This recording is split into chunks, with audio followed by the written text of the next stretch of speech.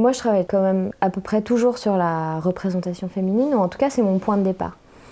Je pars toujours d'une image, quasiment toujours d'une image existante, que ce soit une image de publicité, de film, des photos de défilés de mode et tout ça. Et c'est ma porte d'entrée, en fait, après, sur la transformation. Donc, je dis souvent que j'imagine qu'il y a comme une couche qui part, comme si les images dans la rue, il y avait tout d'un coup un acide, quelque chose qui brûle, et derrière il y a un autre monde. Et la peinture ou mes pièces sont comme un instantané de cet autre monde qui vit derrière, quoi, qui est comme un inconscient de l'univers des images qui nous entourent.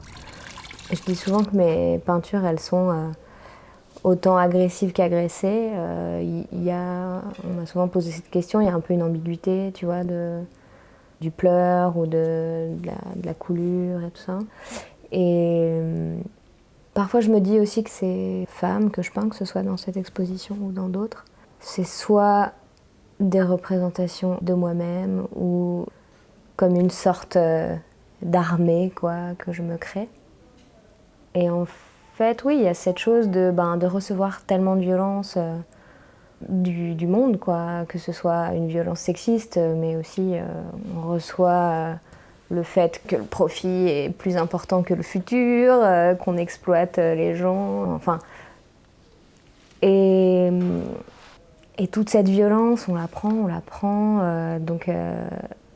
et moi, la seule façon que j'ai de vivre avec ça, c'est d'être en colère et de retourner aussi cette colère sur l'extérieur, quoi.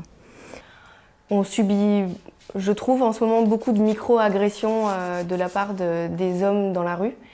Et je trouve que d'utiliser le sujet de l'automobile, qui est vraiment un univers masculin, avec tout ce qui gravite autour, l'univers du tuning aussi, où c'est encore des codes typiquement masculins, etc.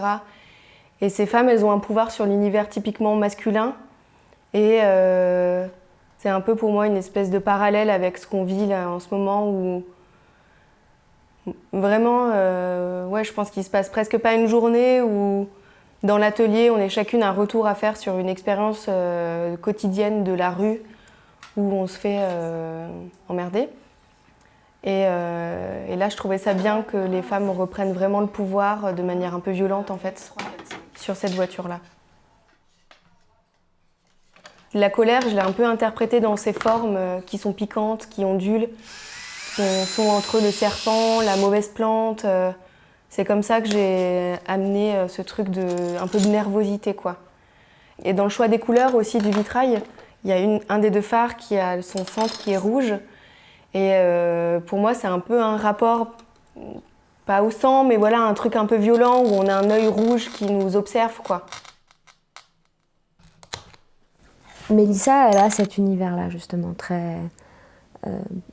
Donc plutôt caricaturalement associé au masculin, mais des matériaux froids, lourds, peut-être avec des techniques plus industrielles, d'aller dans une fonderie, de faire fondre de l'aluminium. À l'inverse, avec ma pratique à moi, qui utilise au contraire tout ce qui est associé au féminin, que ce soit les couleurs un peu pop et chatoyantes, les tissus à paillettes, les choses douces. Mais ce que j'aime dans la couture, il y a du crochet aussi dans l'exposition, parfois je fais du tricot, c'est que c'est encore une fois que des techniques qui sont, en tout cas dans le monde occidental, associées au féminin. Et moi j'aime bien aller apprendre ces techniques et puis les transformer un peu pour en faire autre chose, et que peut-être ce truc doux et domestique en fait déjà est pas du tout domestique et devient moins doux, tu vois, peut porter quand même une certaine menace. Donc il y a quand même quelque chose qui peut venir un peu tout absorber, quoi.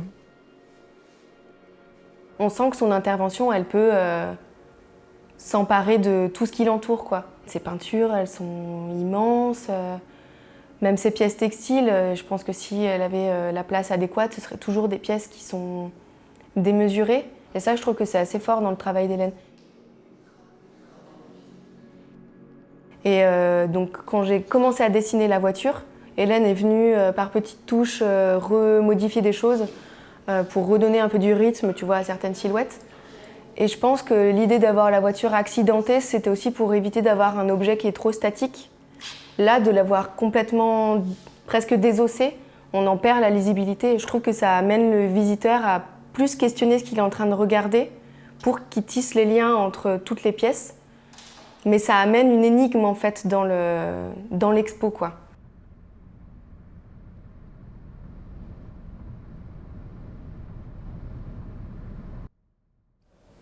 Enfin, pour moi, c'est une émotion très porteuse. Après, et je pense qu'on est tous en colère. Enfin, je sais pas comment on peut ne pas être en colère, en fait, actuellement. Enfin, mais la question, c'est comment tu vis avec. Parce qu'on est bien obligé de vivre aussi et d'avoir nos contradictions, parce qu'on peut pas.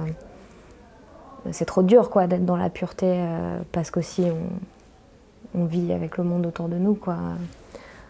Et moi, ce que j'ai trouvé avec ça, c'est donc cette colère c'est comme un carburant, une source de mon travail artistique.